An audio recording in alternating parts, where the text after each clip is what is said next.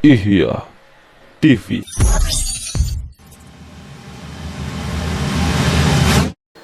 Bismillahirrahmanirrahim. Assalamualaikum warahmatullahi wabarakatuh. Alhamdulillahirabbil alamin. Wa sallallahu ala nabiyyina Muhammadin wa ala alihi wa sahbihi wa man tabi'ahum bi ihsanin ila yaumiddin. Saya Jaya Uno sebagai Wakakurikulum SDIT Ihya Sunnah bin Bas 8 mengucapkan ahlan wa sahlan bihudurikum kepada santri atau siswa baru SDIT Ihya Sunnah bin Bas 8. Semoga kedatangan antum dan antuna sekalian diberkahi oleh Allah Subhanahu wa taala.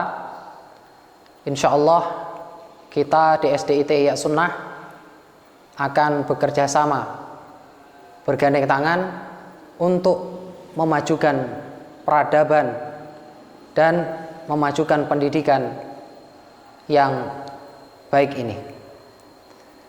Tentunya Bapak Ibu yang semoga dimuliakan oleh Allah Subhanahu wa taala, pendidikan adalah sebuah hal yang harus dipersiapkan dengan baik. Dari mulai gurunya, sistemnya, dan lain-lainnya, lingkungannya, semuanya. Maka mari kita bersama-sama membangun SDIT Ihya Sunnah bin Bas 8 agar semakin maju dari hari ke hari, semakin meningkat dari hari ke hari, untuk bisa semakin lebih baik. Mari bergabung bersama kami SDIT Ihya Sunnah bin Bas 8. Yuk sekolah, yuk nyantri. Demikian yang saya sampaikan. Subhanakallah hamdika asyhadu alla ilaha illa anta astaghfiruka wa atubu ilaik. Assalamualaikum warahmatullahi wabarakatuh.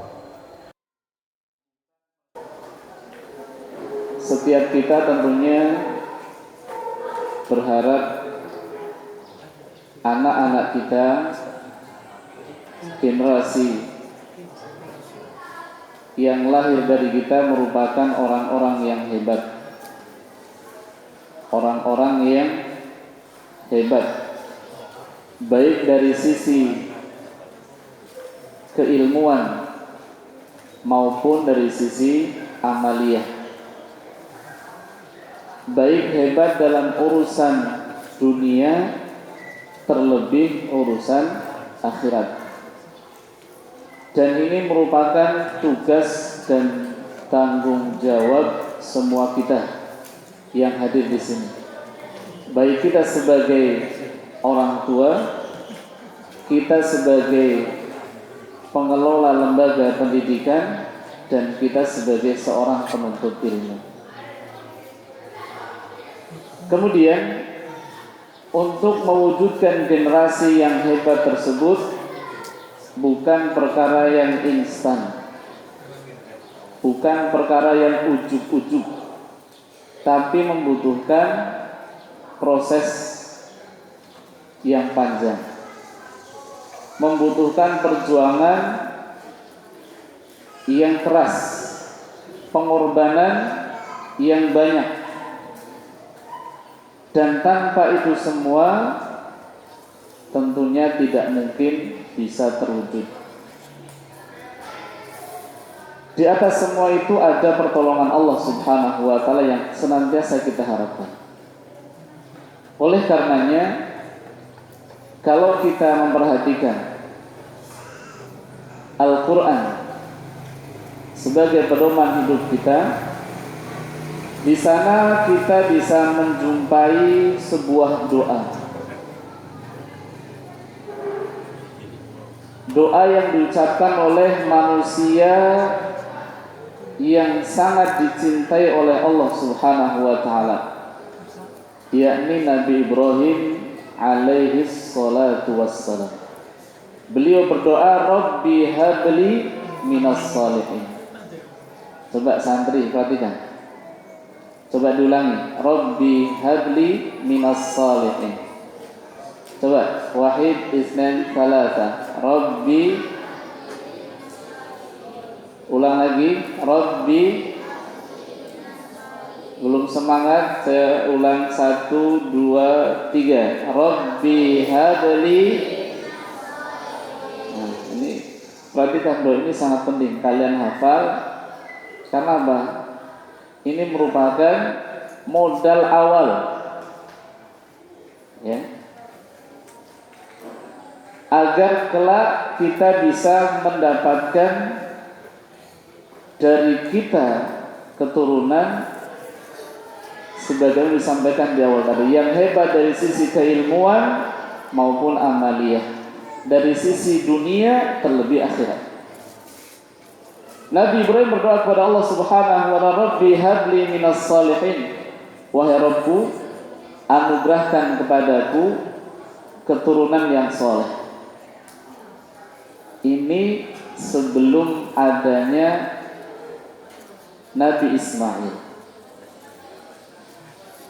Tidak masalah, belum menikah, masih anak-anak berdoa, Rabbi habli minas salihin, tidak masalah. Ya.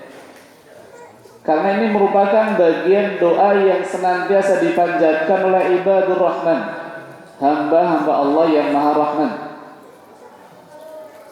Mereka juga berdoa dengan doa yang sama, meminta kepada Allah keturunan yang baik, yang saleh.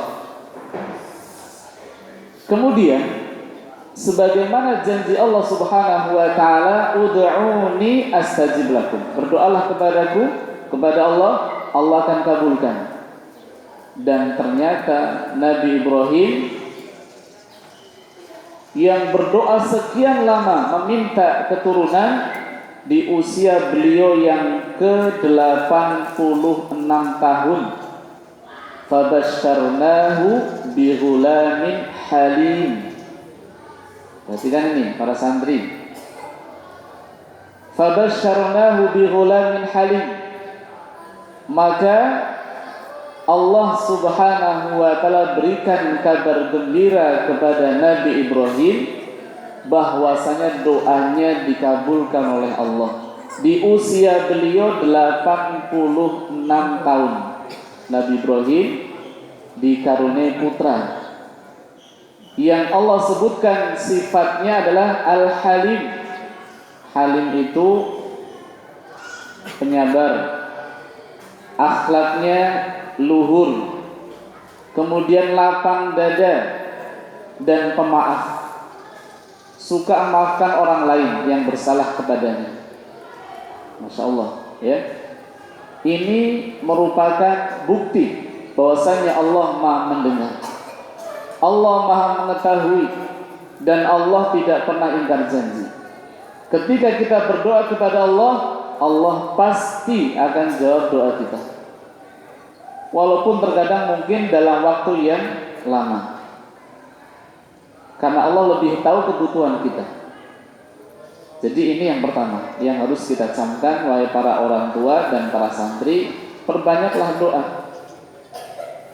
Karena manusia yang paling lemah adalah manusia yang paling sedikit doanya. Ya. Kalau kita ingin jadi orang yang kuat, perbanyak doa kepada Allah Subhanahu wa ta'ala. Sebaliknya, kalau kita orang yang lemah, maka kita sedikit berdoa. Na'udzubillah. Ya. Na'udzubillah.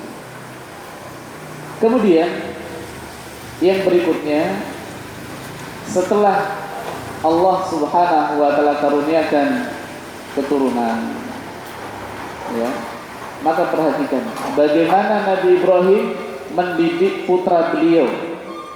Maka disinilah pentingnya keluarga. Wahai para bapak dan ibu, pendidikan itu diawali dari keluarga, bukan dari sekolah. Walaupun ada istilah pendidikan anak usia dini, PAUD, namun sejatinya pendidikan itu diawali dari keluarga.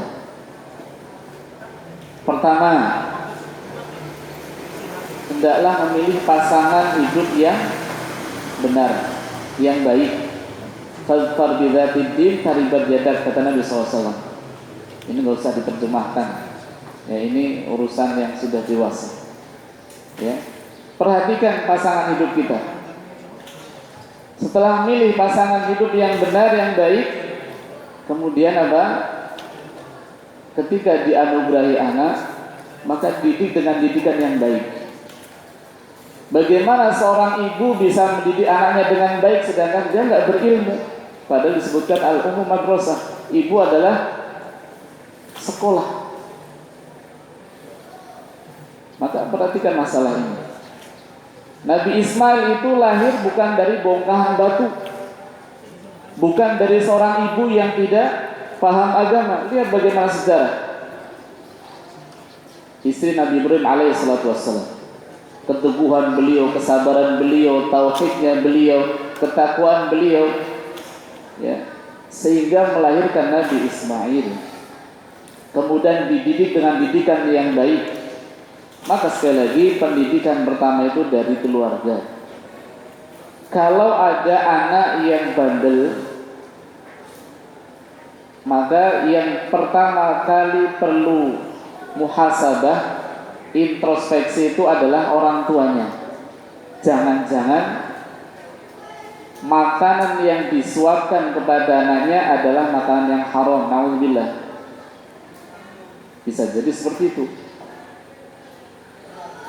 Kerjanya orang tuanya bukan pekerjaan yang halal. Lihat bagaimana berita yang viral di tengah-tengah kita. Ya, orang tuanya korupsi, anaknya akhlaknya rusak. Sehingga apa? Dua-duanya ya bermasalah hukum. Ya, ini berawal dari apa? Nafkah yang tidak halal. Naudzubillah. Maka perhatikan. Ya. Jangan sampai orang tua ketika menjumpai anaknya ya nakal, bandel, susah diatur, langsung menyalahkan pihak sekolah. Ini tidak tepat. Yang pertama kali dievaluasi itu kita, orang tuanya. Sudahkah nafkahnya halal? Sudahkah kita baik sehingga melahirkan generasi yang baik? Nah, kalau orang tuanya tidak sholat, berharap anaknya rajin sholat, ini jauh panggang dari api. Orang tua merokok, ingin anaknya tidak merokok. Ya, ini adalah perkara yang keliru. Orang tuanya malas menuntut ilmu, ingin anaknya rajin belajar. Seharusnya apa? Kita orang tua yang berikan contoh terlebih dahulu. Ya, bukankah buah itu jatuh nggak jauh dari pohonnya?